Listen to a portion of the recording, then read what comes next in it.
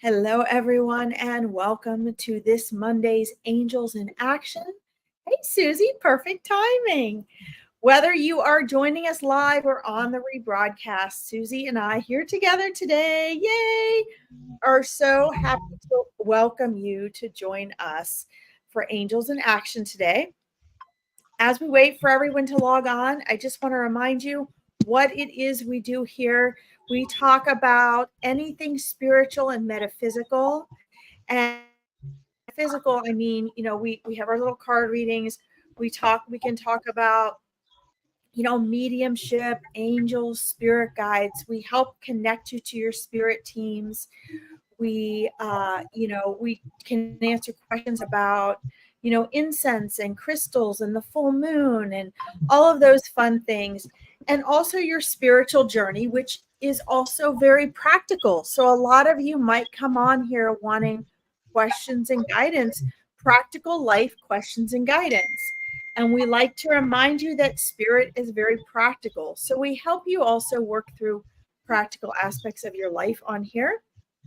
And we always encourage you to, set the ambiance. Susie and I each have our own way of doing that. I like to light some incense and a candle. If you have crystals or soft music, we both have our candles here. I always bring a couple of non-alcoholic beverages for myself, usually in more lovely containers than these. But we want you to make yourselves at home, make this a sacred hour with spirit, with us, that we're holding this space for you. Leave all your junk at the door and really enjoy this sacred hour with us. Susie, how are you? I'm so happy to have us on here together today. Much better, thank you. Yeah. Excellent. Well, I have some, Susie, I've been sharing this week. I got some patchouli this week. Oh, lovely. One of my favorites. Yeah, I haven't had that one in a while, and I was so excited. So I'm sort of on a patchouli roll right now. I'm on a frankincense roll at the moment. This candle's got frankincense in it, and it's beautiful. I wish I could smell it from here. That's lovely. Oh my goodness. Now, for those of you who don't know, Susie puts together these little angel boxes, and they're just fabulous. Do you put candles in there? Or remind everybody while they're logging on what you put in those. I add a little tea bag to them just as a way of something. If somebody's not really got used to setting up their own little sacred space or altar or whatever you want to call it, I always pop a little tea light candle in there. But the ones that I've done at the moment, they have selenite crystal in them, and it's like a round plate. Unfortunately, the box is all upstairs. I should bring one down really to pick. But it's a round plate because with selenite, for those of you who don't know about selenite, it's a beautiful crystal that can be used to help you connect to the angelic realms, help you connect to the spiritual realms. It's used for sort of crown chakra, third eye work, because it opens you up to your higher self, your intuition, that higher guidance. But also it's a very good crystal for clearing energy and charging crystals as well. So it's a bit of a round all crystal with selenite. So I put that in as a way of you being able to cleanse and charge your crystals. Then there's like a little surprise crystal in there. There's a little bottle of essential oils specifically designed for one of the chakras. There's a tube of bath salts, which again have been designed for one of the chakra. So each box that I've got left at the moment is specific for a certain chakra. And I've only got the heart chakra's gone and the throat chakra's gone, so the rest are still available. What else is in there? Oh, I love that. Hey, Paul. Hey, Nedjan. Yeah, I think I'm assuming once Susie is, once those are gone or are sold, that she'll make new ones. So there's always a variety, but I think these are really special because the things that both of us create, when I look at these boxes that Susie has, they're coming from someone that has a lot of experience, and everything she's putting in them is inspired And she has background and wisdom and knowledge as to what combination of things work well, so that whether you're starting out or whether you've been, doing these types of things for a long time, it really does help create a sacred space. Yeah. And I I mean, really I can share a little, the feedback from the lady that bought the throat chakra, particularly. Um, Her feedback was lovely. It was amazing. She messaged. I mean, she's a lady who she does her own meditation. She does a lot of her own self. She looks after herself. She's very intuitive. She loves to work with tarot and all of that. But she messaged me and said, you know what? Thank you so much for the box. It was absolutely amazing. She said, I've been having a block of air around my throat, around communication, being able to sort of express myself and talk about things, particularly within the family, because they've lost her parents, etc. So there was all of that to deal with, and her siblings and everything. And she said, once I've started working with the energy that you've sent within the box, she said, I was able to express myself, my throat cleared, and I was able to communicate in a way that was beneficial for her, but also in a loving, settled way as well. So, the other lady who bought the heart one, she was the same. She said she felt her heart opening, and yeah, because I just intuitively work with each of the products that go in the box, so that I know that that energy is there as well for them to connect to. So yes, I had lovely feedback from both of those. With regards to boxes. The next set of boxes that I do might change again. They might have something different, because I just trust where my intuition takes me to choose the things that go in there. Hey, Lacey, welcome. And guys, this is so important, because this isn't magic, this is energy. And, do I believe in magic? Yes, but magic is energy. We create our own magic. There are ways to do that. And so I think that term has been so sort of thrown out there, because we don't often see the connection between our spiritual choices, our metaphysical choices or actions, and our physical outcomes. And that's really the fault of our egoic mind. We don't see that. We don't see the process. Just like if I'm flying to visit Susie from the US to the UK, I can look out and see the clouds. I can see the terrain. I can see the water if it's daytime, but my brain can't really comprehend the distance and the time that it takes me to get over the ocean. When I get off that plane every time, it's like, am I really here? Because you feel like you just kind of got on the plane and it went up and it came down and you're right back where you were. It's really hard to conceptualize, even though you intellectually know it. Okay, I've just flown over the ocean. I'm this many hours away. This would have taken me this many months to get over here by ship. So we know that, and everyone's like, well, duh, we know that. But that's how I see a lot of these metaphysical processes go as well. Whether you are, doing, a reading, or you have your own little sacred space and you're doing some sort of ceremony for yourself, or you start the habits and patterns of journaling. These things are actually a process. And when you guys see outcomes, understand that they're not as immediate as you think. Things are happening as a process already. There's momentum happening already. Okay. So I think that's important, because one of the reasons Susie and I started this broadcast was so you guys could really get a practical aspect of spirituality and metaphysics. They are two different things. Okay. So you could get a practical way to apply what we're sharing with you. And hopefully she's running up to get her boxes right now. But these things are really important, because when we sit here and we share with you, we want and expect you guys to actually do something with what we're giving you. We want you to take what we're giving you and apply it practically. And that's the hard part. That's what's up to you guys when we get off of here. Okay.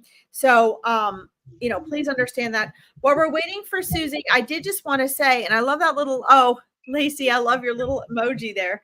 I do want to just quickly clarify, and I'll get to your comment, Paul.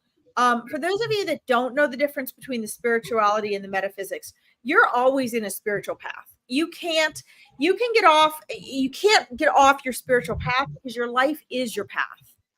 Okay. Can you get out of alignment with it so things take longer and they're more difficult? Absolutely.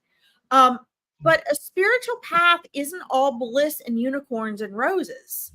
You know, our hardest spiritual lessons are not that way because we're here in this world to learn them. They come from the lessons we need to learn. So your life is your spiritual path. But just so you guys are clear of that difference between spirituality and metaphysics, metaphysics is really the study and the practice and the understanding of connecting the what we call the non-physical or the spiritual or ethereal realms with with our physical, tangible world that we're in right now, even though there really is no physical world. But everything is energy. So when we're talking about metaphysics, you see crystals and cards. People use pendulums. We talk about candles. We get into fairies and angels and other dimensions and all that. That is really that study of that relationship between what we call our physical, tangible world and all other realities. Okay, just so you guys are clear of what that is. And then I don't want to ignore Paul here. Hello, Larkin and Susie from PA. How many angels can someone have? Thank you. Not on long working. Well, it's you can have an infinite amount. I mean, there is no limit. It's there. The angelic realm works with all of us, and then Susie can give her answer. The angelic realm works with all of us, right? And the thing about angels is, just like us, they have their individuality, but they're also part of that ethereal one, that ethereal whole. So when we're talking about archangels, it's just a more aligned, practiced, evolved level of a bigger chunk of that God source energy, right? So you each have your specific individual guardian angels and your angels, but then you also have, the whole angelic realm is also working with us as a whole. So you really can't put a number or a limit on that, like I would with spirit guides, for example, but also understand there's different levels of angels. I mean, a lot of you have animal angels, literally angels that have come in non-human animal form, or you have loved ones who have, who aren't maybe ethereal angels, but they come back and act as your angels in their loving and protecting you. They're not technically your spirit guides. They come as guides for you from the other side. So that's sort of there's a lot of variance to that term. Yes, you do have a lot of them. And Paul, you're not just feeling angels, you're feeling a whole spirit team. We as humans, we get into so much labeling. We want to know who's the spirit guide and who's the angel and who's the guardian angel and and that's just us wanting to know that. That's our way of deciphering just different avenues and modes of assistance from the other side. But each of you have an infinite amount of souls and guides really there supporting and backing you, even though you may only have a few of them really working with you specifically. So you might just be tuning into that, Paul. During Meet Your Spirit Guides this past weekend, I had a gentleman on there who was, when he was to meet his spirit guides, and we asked, how many did you sense? Instead of him just sensing his spirit guides, he actually, he had a whole team of souls that were coming in and wanting to reveal themselves. Hey, we're here backing your work. So you're probably tuning into that, Paul. Okay. Anyway, cool. Hey, Susie, welcome back. Did you bring your boxes down? Well, I did that because that was a very good suggestion. I hadn't thought of that. I was dealing with the dogs. Always. I always have things happen with the animals before I log on. Yeah, well, they just had their food, so they needed to go out. Excellent. Yeah. You're welcome, Paul. These are great questions, though, guys. These are the things Susie and I want to answer because we want you guys to start implementing your spiritual and metaphysical lives in a practical, everyday way. You don't have to separate it out so much. You can use it practically every day the way we do. I think for me, with that, in answer to that question is, if you can think of something, then there's an angel for it,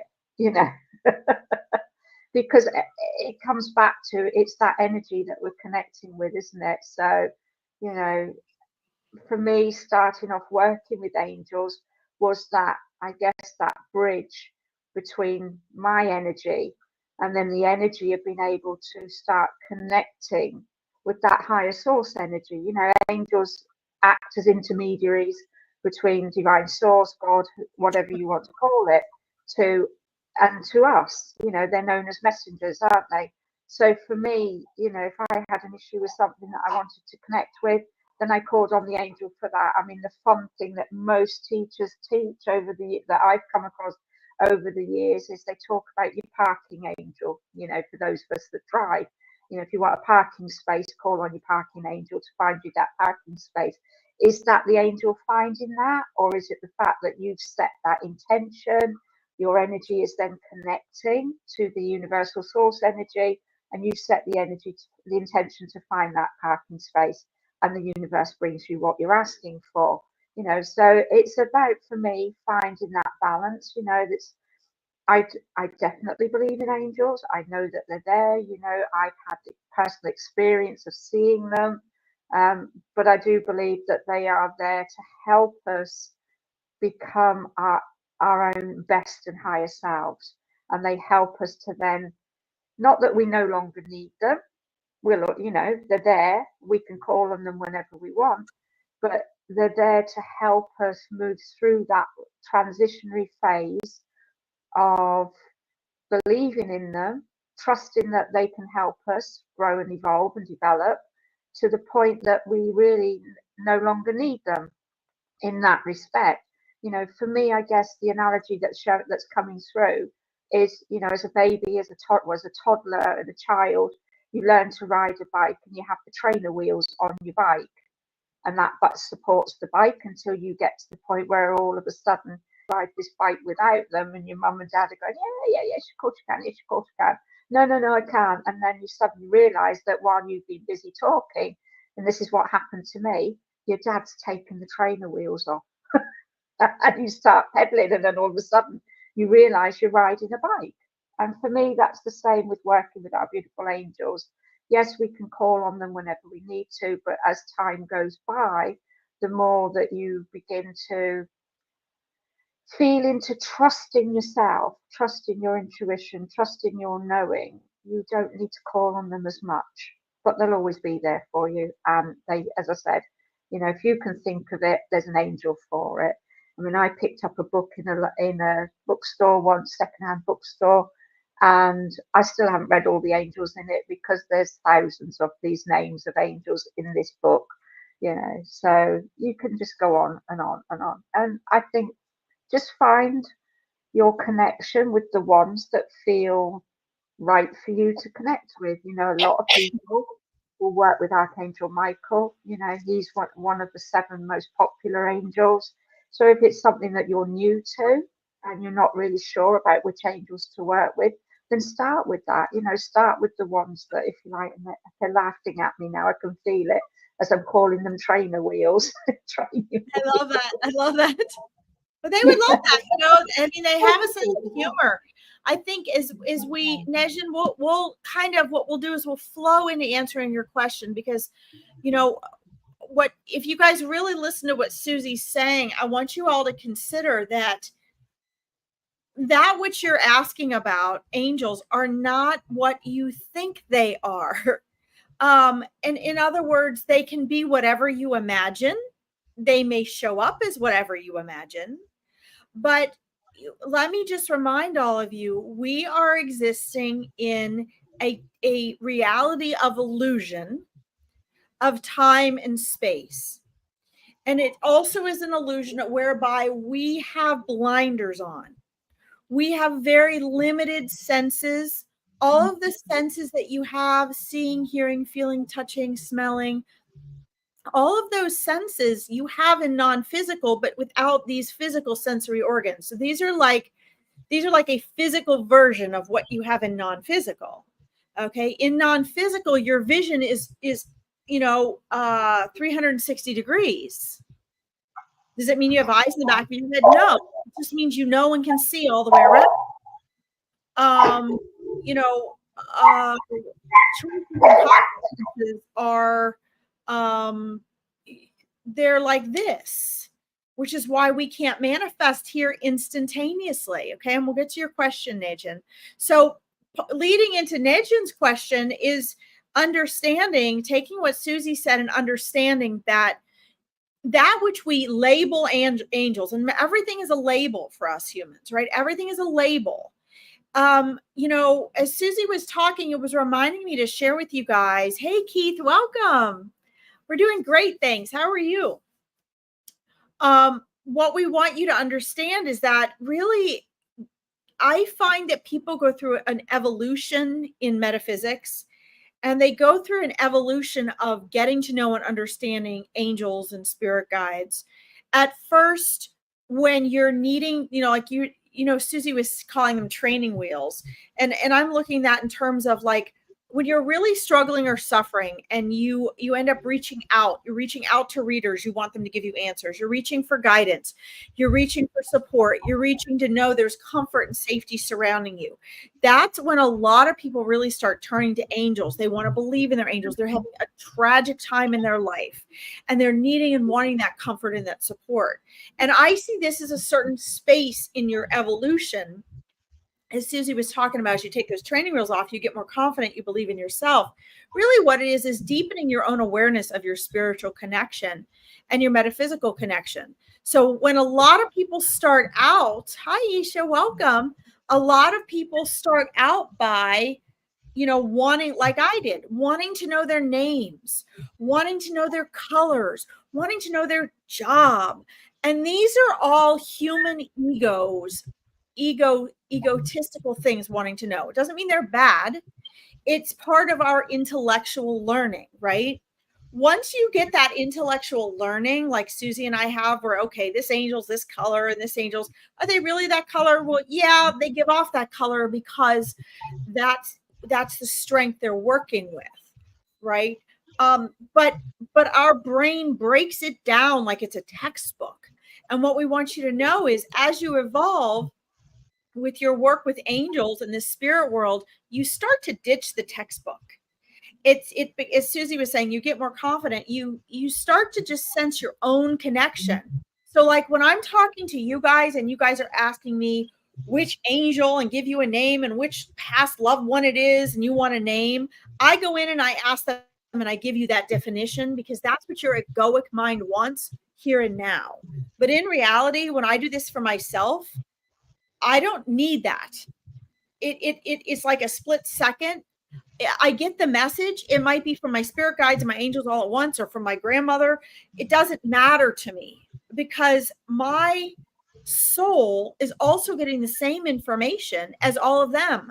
So it doesn't matter who's bringing it in. So for most of you, it matters who's bringing it in. You want to know which angel. Your brain wants it defined. But in reality, it's not necessary. And as you evolve and build your own confidence and your own connection, you're not going to want or need that. Okay. So that's very important. I want to turn this over to Susie because I've talked a lot, but I want to say, Nejin, that each person has their own way of connecting. They have their own awareness of angels. And like anything, intuition is something that must be practiced. Sensing your angels is a form of intuition because intuition is the foundation for all psychic abilities. So, you will know. It might be a feeling. It might be sparkles in the air. It might be feathers. It might be thoughts or feelings of love and support and guidance. You might feel like you were saved from a situation. For each person, it's different, but that's where we can only point you in a direction. You have to learn to pay attention to the subtleties. And as those subtleties become stronger for you to recognize, the presence of those angels become more obvious to you. Susie, you want to add on to that question? I don't think I can add much more to that. I mean, other than developing a practice that can help you to sort of fine tune your intuition, if you like, is a good way of then recognizing whether or not what you're receiving is accurate, correct, and just asking the questions. You know, who is this? Is this an angel? And just going with what feels right for you. There's no finite way of saying how you can recognize them, because everybody is different and we all have different senses. It's the same as, you know, when you're teaching, we all have different ways of learning. So for some of us, you know, you're kinesthetic, you just know things, you're visual, you're auditory. So it all depends on what your way of learning, I guess, is, for you to be able to use that skill, if you like, to then fine tune your intuition, your gut instinct, and just practice with it. You know, it comes back to that key point of meditation, doesn't it? You know, when you're meditating, sitting quietly, making those connections, and then just asking the questions and see what feels right for you. You know, this is something that I don't think we can really teach in a session like this. It's more of it takes longer. You need to sit and just do these practice different exercises of fine tuning your energy, of, you know, connecting with your inner knowing. And that's something that comes with practice. So I would say, you know, just start with your daily meditations and just sit in there and fine tune in that. And then once you start to get the feeling that you're making a connection, ask the question and then go with, does this feel right? Yes or no? And that's usually a good way of starting. Absolutely. Yeah. And as Susie said, ask, you know, so you're not going to get the results you want right away. It really, it takes practice, because this is why, guys, I focus so much on intuition, and I created the Awakening Your Intuition course. Intuition is the foundation of all of this. So if you take Susie's suggestion and, for example, you ask some questions, you're going to have to be more attuned to subtleties. And like she was saying, quiet your mind. So, but it's practice and it's process, practice and process. So, yeah. Can angels appear as loved ones in dreams? I love this. So again, we're crossing the line here between angels and loved ones. Okay. Oftentimes well, I won't say I do this. I don't really like to do this, but I do sometimes. You also have the level of angels that, you know, maybe you're going to run into the street and someone stops you, or, you know, you see those videos with someone that's fallen onto the train track and somebody jumps down and pulls that person off. You know, we call them angels, right? Because they've come in and rescued and saved and shown unconditional love. So, you know, you can think of your loved ones as a form of angel. But if I'm really breaking it down for you, if loved ones appear in dreams, so like if your husband appeared to you in a dream, Nejin, you know, let's kind of look at that though. Okay. If you're saying, it's the way you phrase the question, which is why I'm breaking it down this way. Can angels appear as loved ones in dreams? Let me clarify that. Okay. Your loved ones can appear in dreams, and they can be angels for you, just in the fact that they offer you unconditional love. But will an angel appear as a loved one in a dream for you? No.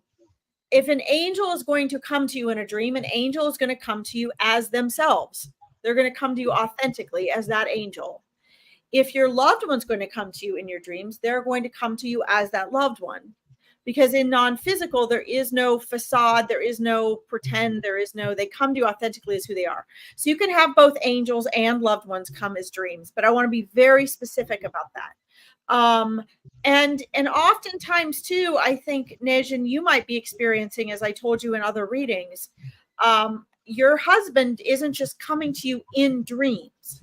He's meeting you and your son in the astral plane, which is different. That's not a dream. A dream is in your head.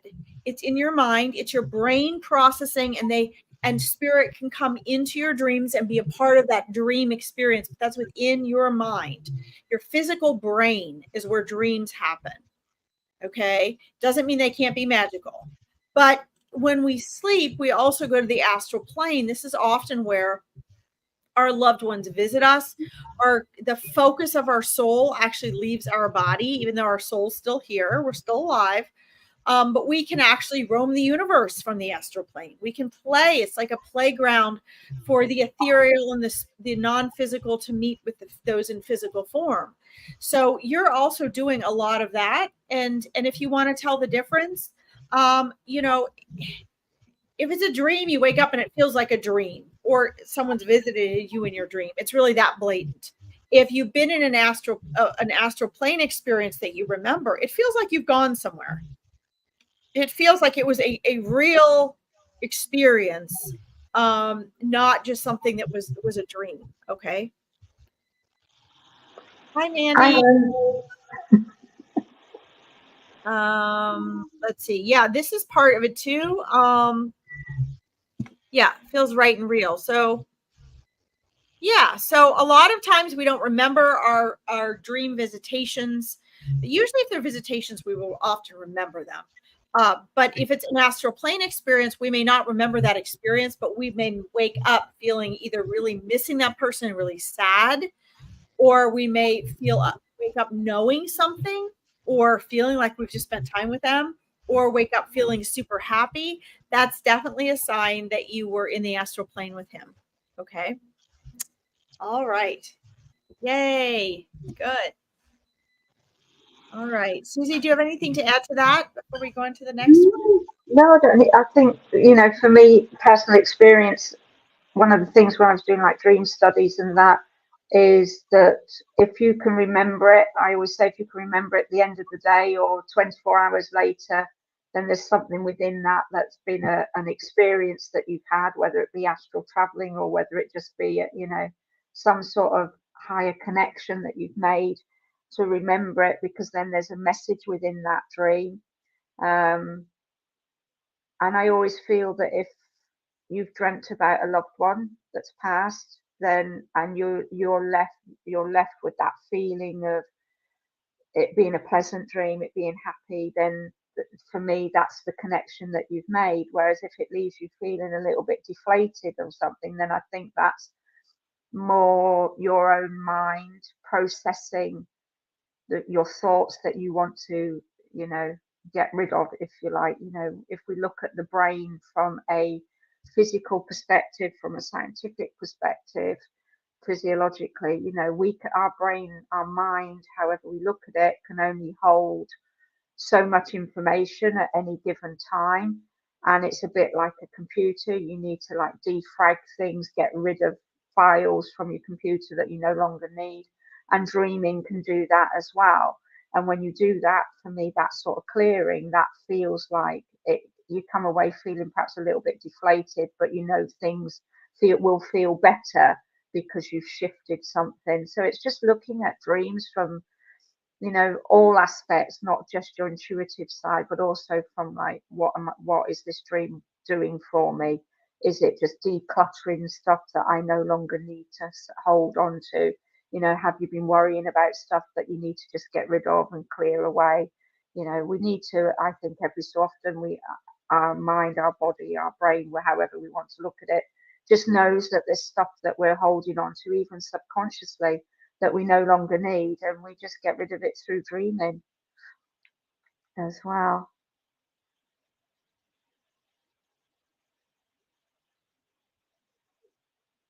So yeah, so that's me in dreams. Oh, you're on mute, I think, Larkin. I said we'll say hi to everyone in just a minute too. I said hi to Jackson and Mandy. I wanted to add to what Susie was saying, and just say, yeah, really pay attention to what she's saying there, because we've got to remember we're whole beings right now. We're these eternal conscious souls that are now experiencing physical and emotional experiences, physical form, right? So when you guys I think it is important to differentiate what's the difference between an astral plane experience, a visitation, a dream, and then a dream where you're, initially part of the reasons you dream is to filter cognitively. That's a neurological thing. So, to understand all these different aspects are very important. And the more you pay attention to it, the more you can, kind of have understanding and assign meaning to which experience you're actually having. So I think that's very important. Thank you, Nijin. It's a huge topic and Huh, a whole festival in its own, isn't it? It is. So Mandy, we'll get to your question in a minute. I want to just quick comment on this. I think this is neat. Jackson says, their auras are bright white. I see them. So, and that will be different for everyone. A lot of this too, guys, depends on what your clairs are. And again, that's a label. I don't like labels, but it's a way that we can understand and communicate here. Some people aren't going to see angelic energy, or at least not initially. You all have clair abilities, and this is really what these really are they're I describe them as the senses between your non-physical senses and your physical senses. In other words, they're the amount of your non-physical senses that you can experience here in physical form. When you're in non-physical, they'll be even stronger, more amazing. So if you use your third eye and you're like, wow, that's incredible, it's even more incredible in non-physical. Okay, but just the fact that you have that here with you, everyone has those, but everyone has their strongest ones, and you can use those strongest clairs to increase and improve your other clairs. So for you, Jackson, if you're seeing them, that's wonderful, and you're seeing the white, that's fantastic. But everybody might see them differently. Some people might see past loved ones or spirit guides or angels as sort of just a gray static. Others might see a bright white light or a golden light. Others might see different colors. Some just see an outline, some see a full figure. The reason you see a lot of ancient drawings of angels just from like the head down, and like, even with ghosts, I've said this before, where you'll see with ghosts, you'll just see the head and then it's sort of like this wavy robe type of thing with no body. That's because that's what people were able to see. And you usually won't just see the feet, you'll see the upper part of the body, and it's because of what we're able to see and sense, right? Just like with angels, we see them as having wings. That's actually their aura. That's their auric field that people are seeing. So, we see them differently, but it's important to take whatever it is you're sensing, trust in that, and then that will allow your other senses to get stronger as well. All right. Susie, I'm going to scroll back up here where Mandy had a question about seeing angels around her. Here it is. What is that? I think Mandy, you need to tell them, first of all. I'm going to get back to your angel question, Mandy, but you don't need us to tell them. This is something, Susie, I think we need to share with people too, and remind them that you guys have that power. You don't need us to do that.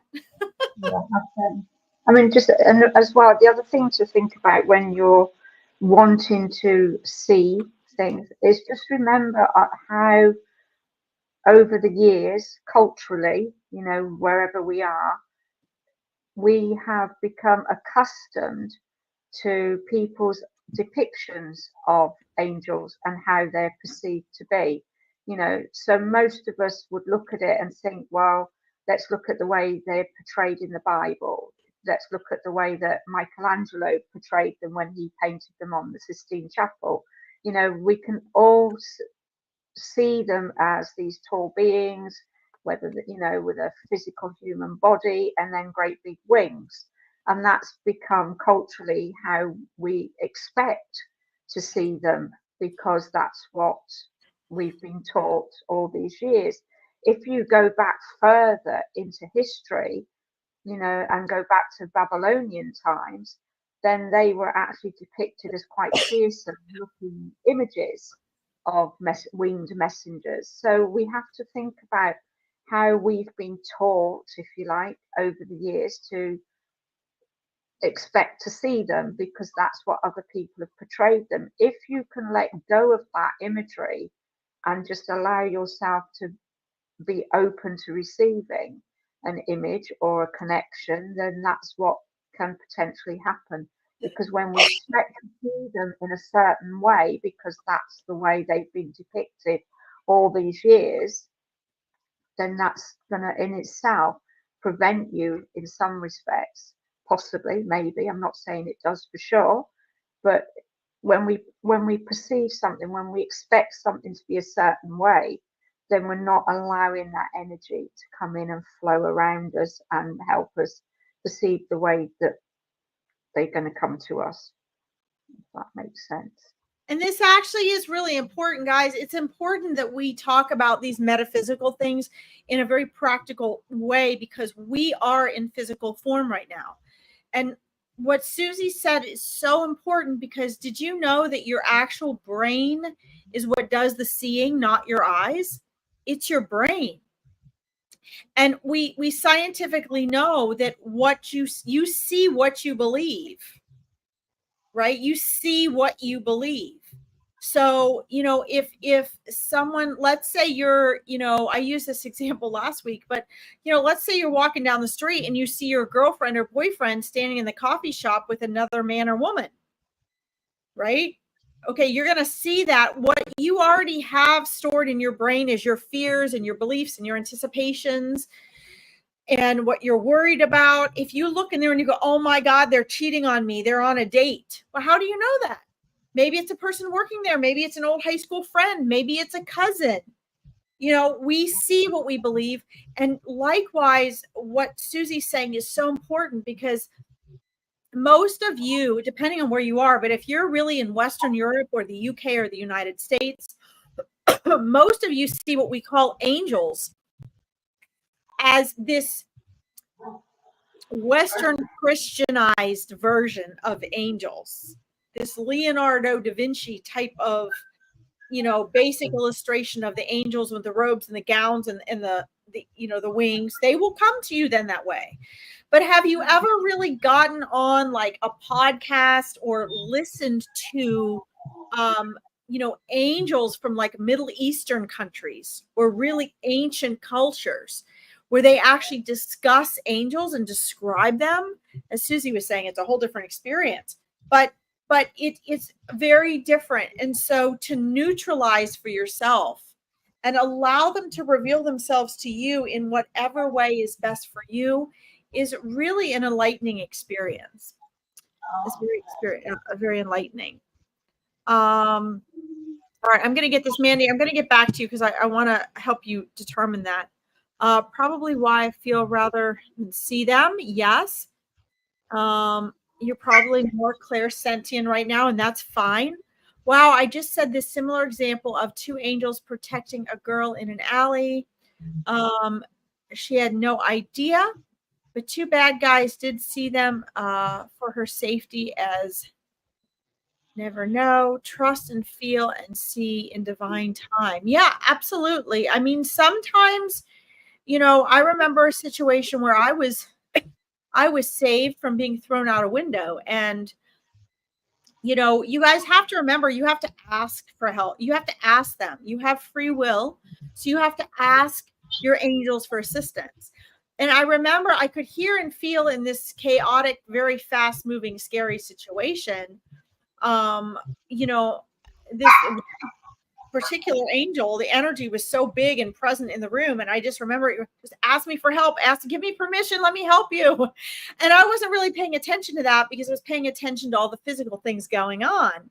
But eventually I realized, I just knew, I had this feeling, and I know it came from my higher self and my angel that went, you're going through that window. And it was not a first story window.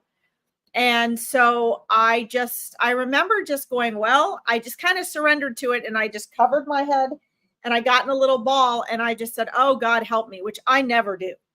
I never do that. And the second I did that, the whole situation changed. But I remember during that time of intensity, as I was asking that, I remember the angel coming into physical view for me and literally standing between me and the window and just becoming enormous. It had been a thought and a feeling initially, And then as this situation got more intense, I saw that. So I relate to what you're saying, Kim. You know, it can definitely happen because they will change their frequency. And depending on what's happening with our egoic veil at the time, crisis can pull you guys into a situation where you can see and sense things that normally your mind blocks, which I think is very interesting. Let's see. Okay, let's finish this conversation, then I want to go back up about the angel question. But this is neat for everyone to see. Let's see. She didn't see the angels, but only those who are meant to see would have harmed. We saw them and were meant to. Let's see. The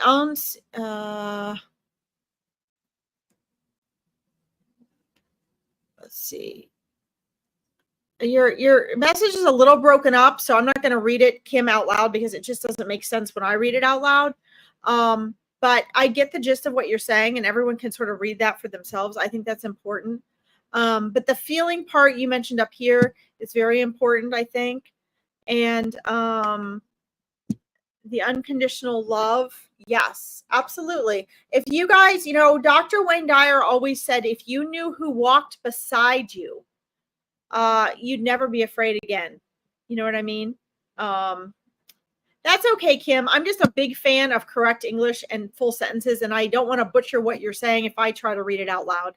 So, let's see. The girl walked down the alley. Let's see. Yeah. And I think a lot of times that can happen too. I think the angels will be revealed to those who need to see them, and sometimes they might not even know what they saw, right? But I think this is a great example. And these stories, guys, are very, very important that we share these stories, but understand that, yeah, we each are going to have our own experience. I know Mandy says, I'd like to have my own angel experience, and, you know, wanted to know if there's angels around her. Yeah, absolutely. There's angels around you. I think that what matters, though, like Susie was saying, is what matters is that you tune into the subtleties, and you have to ask them. You have to ask them for signs. If you're not sensing them, then that's you blocking that. You're just not trained. You haven't trained your eye to see it, right? Just like if, you know, somebody joins the FBI or the CIA and they have to start memorizing a bunch of different things or memorizing codes. It's something they have to practice, right? So, you know, you need to ask, you know, show me signs that you're here. Make it really obvious. And then you have to pay attention to things you maybe wouldn't pay attention to before. You have to pay attention to those subtleties. What is your advice on that, Susie? Do you have more you want to add to that? You're on mute. Your turn. My turn, yeah. It's because the dogs were barking and doing and whatever, running around. Yeah, I think for me, it's about, again, coming back to just stilling the mind, practicing your meditations, practicing to recognize the signs that we give them. You know, addressing what Mandy's saying here, tell them I need a car and a job and a house. You know, we have to remember that we have free will. We make our choices. We are responsible for our actions. You know, so we can ask the support and guidance of that which we believe in, whether it be the angel spirit, you know, our spirit guides. We have this whole world of energy that's out there that we can connect to, and we go with what we believe in. And when we have those beliefs, then we can ask the questions. What we can't do, for me, is demand of them, you know, because it does come down to our free will and choice and taking responsibility for our actions. So I would say, you know, and this may just be an English language thing, but it's not a case of telling them what you need. It's a case for me of just putting it out there in the universe and saying, I would really like to have this, or I would, you know, like to have that experience. And then just being open, as you were saying, to the subtleties of the signs that you receive. You know, one of the things that works well for me, and whether it's the angels that are doing it, whether it's my loved ones in the spirit world, whether it's my connection to the law of attraction, all of these things that are out there. I still genuinely don't know. You know, sometimes it's obvious, sometimes it's not. But one of the things that I have learned is that when you demand something of it, the demand negates the energy of that positive vibe that you're putting out there, is the simplest way I can describe it. When you say, I would really like that, or wouldn't it be lovely to be in that space and have that, then that will flow to you if it's something that you're meant to have. So perfect examples for me are during a lockdown period when I was out of work and I wasn't going out to work. I stopped doing my nursing. I then got to a point where I was like, I really want to get back into the workspace because I'm missing connecting with people, but I didn't want to go back into nursing. Done it for 43 years. I think I was ready for a change. I started applying for lots of little different jobs, none of which came to fruition. And then I was out in my local city, walked past this shop, and I just looked and I thought, how nice would it be to work there? I'd love to work there. Gave it no more thought. 2 weeks later, job advert came up for that exact place. 4 years later, I'm still working for my boss, because that's how it works for me. Other examples are if I've had to move house a couple of times in the past 2 or 3 years. And each time I've said, I really would like a house. This is what I'd like, left it to the universe. And lo and behold, within a day or two, the house has appeared. And that's it, very simply. But, I can go more into detail of that, but I want us to keep flowing. So I think for me, it's about, yes, we can ask them, but it's, rephrase how you put this question. Don't tell them, ask them. It's not an assignment. They're not beings or energy that we can say, that's your assignment, go and do it. Because at the end of the day, they are just here to guide and support us, to bring us what I call the breadcrumb trail, and it's being open and aware of that breadcrumb trail and just thinking, oh, that's happened. Let me follow that and see where it leads. Let's see where that experience takes me. Sometimes it may work out, sometimes it may not. And when it doesn't, look at what you've taken from that. What have you learned from that experience and how can you change it? Absolutely. And I think too, Susie, that's so important because, as Eckhart Tolle says in The Power of Now and in Stillness Speaks, you have to, that's part of letting go of the outcome, right? Understanding that when you come and you're asking your angels and your spirit guides and your loved ones for assistance, I'm saying you have to ask because you have to give them that free will permission. But on the end of what Susie's saying, you also have to let go of the outcome, which she was saying too, in not so many words, because you have to allow the universe to orchestrate those things. Anything you want, as Abraham Hicks says, you want because of how it's going to make you feel, right? So you have to understand that you can only imagine so much. So you're imagining certain manifestations, things a certain way that you want, because that's your current human brain personality's way of giving meaning to really the way you want to feel. But if you break it down, everything you want is because of how it will make you feel. So have that vision. I teach my clients to use the phrase, what if? Because that's what Dr. Joe Dispenza uses. I love the way Susie phrases it as well. I would like, either way, when you toss it out there, you're tossing it out and it has a frequency and an air of not needing. Do you guys see that? It's not needing. So when you say it would be wonderful if, that would be nice if, what if? I'd really like it if, or it would be lovely if, that's saying, that's tossing it out there in an abundant from an abundant place, with an air of energy that almost knows, trusts, and expects that everything is working out for you, which it is, which knows, trusts, and expect that you don't have to struggle for it, that trusts that the universe, God, source, spirit is already delivering everything you could ever want and need.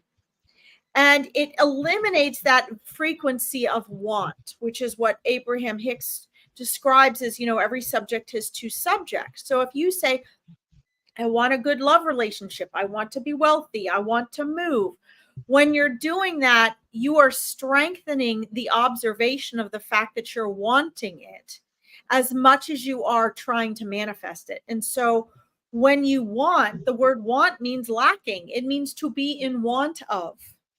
So you're emphasizing the frequency of lack. So I don't even use the word want anymore. I don't like that word. I see parents letting their kids, I want that ice cream. I want that one. And the parent says, okay, here, give it to her. She wants it. Well, what are you teaching that child?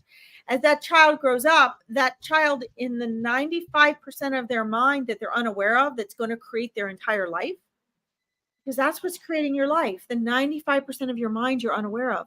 They're programming their child to try to get what they want according to saying, I want, I want, I want.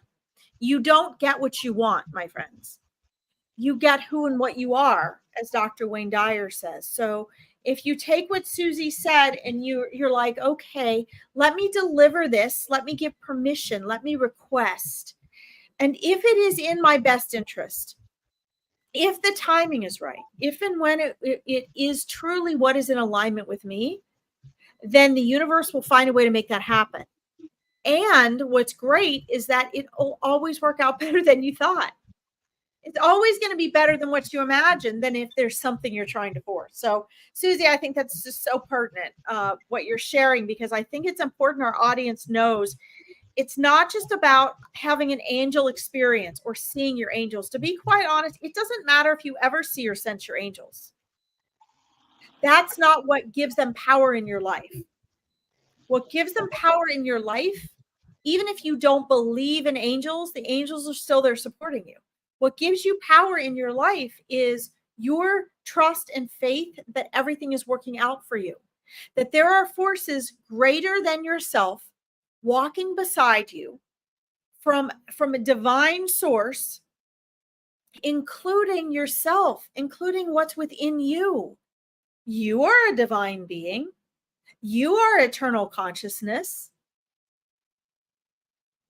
See? So it's important to understand that you are that down-to-earth, tangible part of your spirit team. So the real question and the hardest thing for us to get through to people is, are you doing your part? Keith, I did see your message about having a dream about your dad and Lori. That's wonderful. I saw that earlier in the posts. Very nice. But yeah, I think this is important.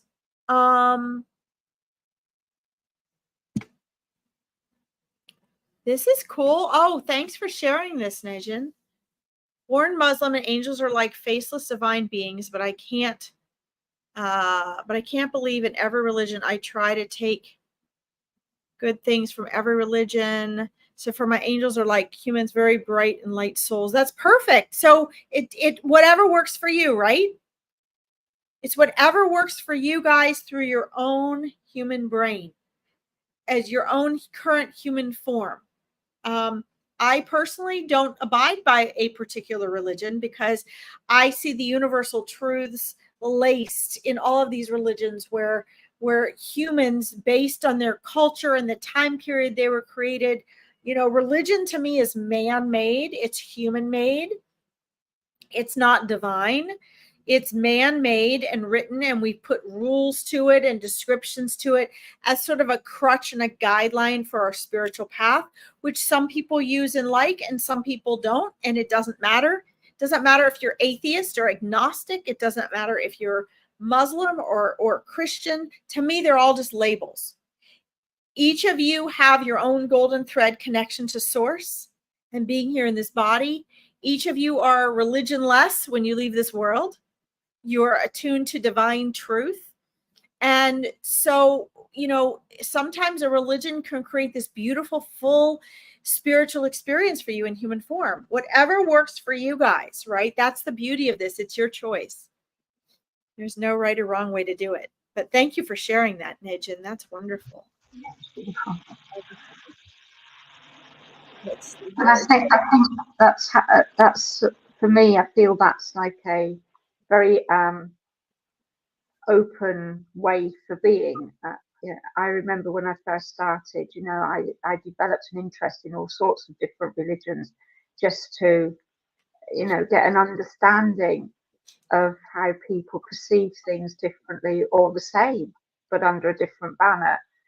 Because I think when we have that awareness and that understanding that people make the choices that they make within their religions or whatever it is, faiths that they follow, then if we've got that understanding from our own personal perspective, we can look at it from a place of non-judgment. We can look at it, I remember I have conversations with my partner about this because we come from it from a different perspective, and we have some really interesting talks around it because,